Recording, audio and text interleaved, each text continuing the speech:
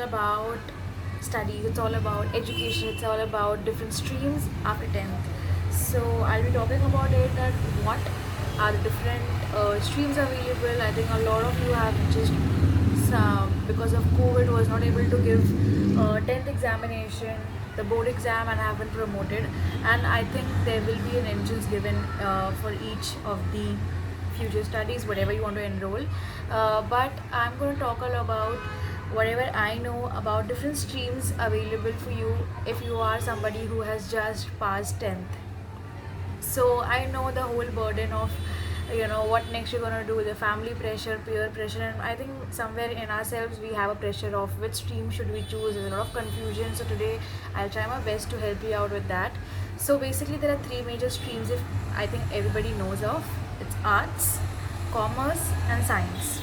And I'm talking about a traditional one. I know that because of the new educational policy, a lot of changes have been put up, but I think for the execution it will take a lot of years for that as well. So let's stick to the one which we know and which is happening for us in the coming years. So for the first one is the myth that if you get above 80 or 90 you have to take science, and somebody who's taken 60 has to take arts. I think that's a myth which everybody has almost you know done and dusted with that, because it's a myth. I think all the three branches has its all the three streams has its own benefits, and it is all about interest. I know you will think all about money, job satisfaction, and you will think about different scope in India that is there, but I'm going to help you in each field where what all things you can do if you get in each one. So let's first, what I'm going to talk about is arts. Arts, I think, is a very wide range of stream which has a lot to do with creativity, with talent, with literature. So as you all know, it will all be about literature, the languages, the in 10th, whatever language, Hindi, Marathi, English you are taught, you will study one or two of those in your 11th and 12th if you take arts field. And then you will be also getting into some social studies, history, geography, economics, psychology. There are different variety of subjects according to the college which you have, where do you get.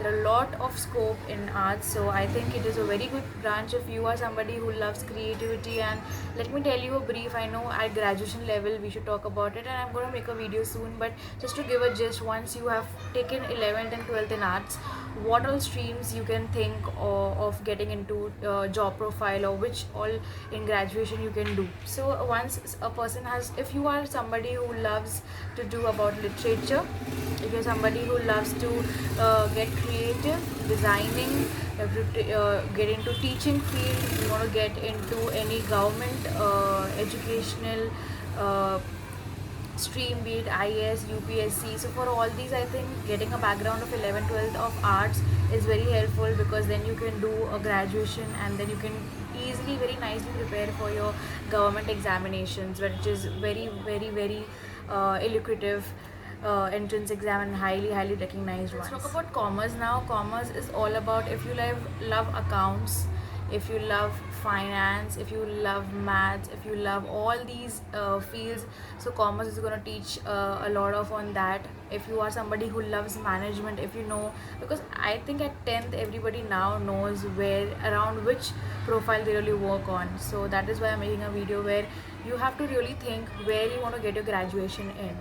Depending on that, you have to choose a field in 11th and 12th.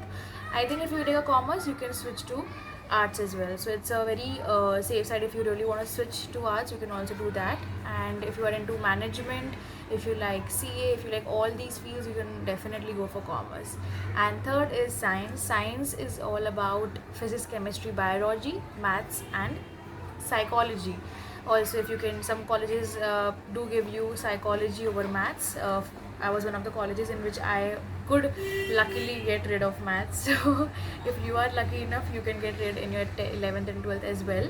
And yes, if somebody who is aspiring to get into medicine, engineering. This is a very common and lucrative professions. Other than that, if somebody who's liking to get into teaching, there's BScs done in different fields. There are paramedical courses done. And again, if you are somebody after getting into 11th and 12th in science, if supposedly you are not confident on which you don't like any of the subjects, you can anywhere anytime choose any of the commerce and arts field as well. So that is a biggest I think an advantage to a science student, that they can shift to other courses as well. But yeah, overall I feel this is the whole concept of just choosing of a proper stream. I think it's all about your interest and what you liked in your 10th. It's not about your marks, it's about your interest. There are so many times when we really love a subject, but sometimes you get a low score, but that does not mean you're bad in that subject. So you have to look at your mark sheet, look at the subjects which you like,